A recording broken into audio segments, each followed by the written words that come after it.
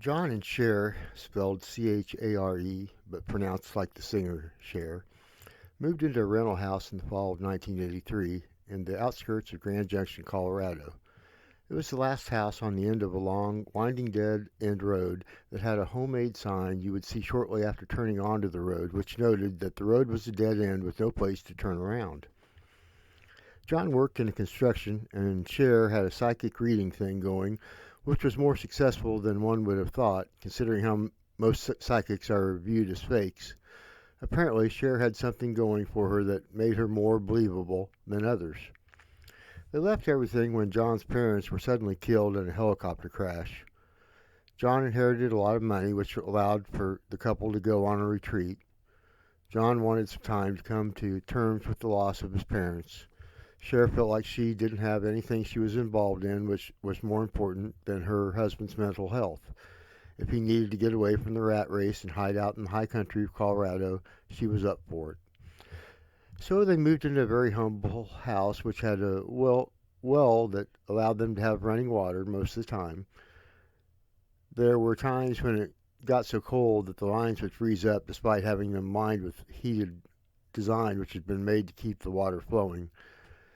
They had electricity to the home, which kept everything comfortable. The times when the juice went out definitely created obstacles, but they had done their share of camping and were up to any challenges that living without the comfort of electricity would bring. There was really nothing special about their time spent there until after the first of the year. They caught a snowstorm which blocked all travel. It was on the night after the big snow had hit that they had a surprise of a lifetime. They looked up from their TV and they saw in the window was the face of what could only be a sasquatch. John was the first to notice it. He told Cher to stay calm, but to look at the window in a glancing fashion, so not to give away any notice something was looking in the window. It was probably 30 minutes or more that they sat watching TV with the Bigfoot looking in the window. There didn't seem to be any reason for going outside. John had a weapon, but he didn't want to use it, and they figured as long as they stayed inside it wasn't going to bother them. That following morning, John went outside and found the tracks. It had been a Sasquatch, or if not, somebody wearing big snowshoes. They knew if it was a Bigfoot, however, because they had seen its face. There wasn't much to do that day. All the roads were still snowed in, or at least for the most part. The cities were probably plowed, but by that point, the places out away from the cities would probably be another day or two before the plows made it that far. It was no problem for the couple. They had come out there with provisions to last a long time. They went about their day doing the things they would do any other time. There was one thing which John did different. He brushed away the footprints for a distance from the window. He didn't expect it to come back, but if it did, he wanted to see the tracks, in case they were sleeping or missed it. However, that wasn't likely to happen when they were awake. Both he and both he and Cher had an excitement about the whole matter, and it was well worth their time to stay up and see if they got another visit. And they were not disappointed. Shortly after midnight, they saw the face looking in the window once again. John had a camera set up to take pictures, but he had opted to keep the flash turned off, so it was anybody's guess whether any of the pictures would come out. He and Cher talked it over, and they decided not to go with the flash, even though it would have guaranteed they got a good picture of the creature looking in the window.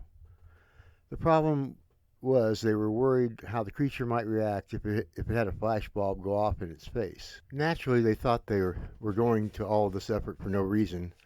What were the chances a Bigfoot would return to the same house the next night? It wasn't like they had left out something for it to snack on. They even discussed leaving out something for that following night, but if they did it, it would have given away the fact that they knew the creature was coming around. Thus, the decision was made to not put any food out.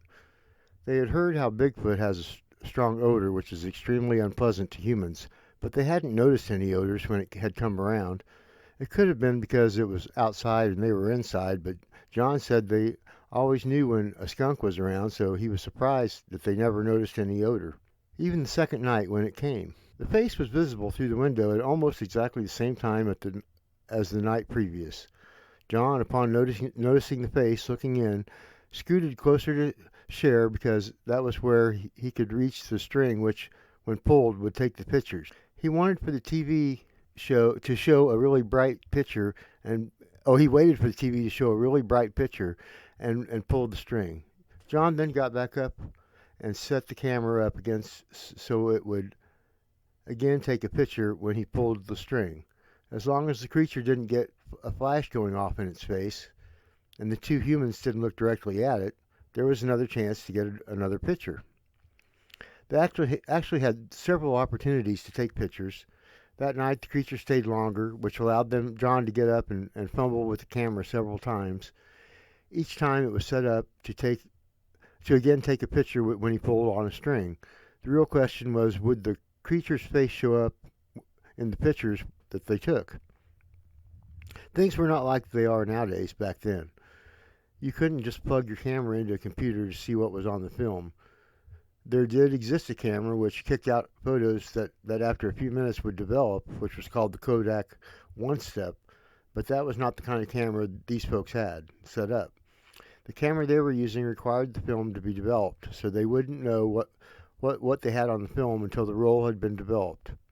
That would require a trip into town, so they wouldn't know for some time what was on the roll.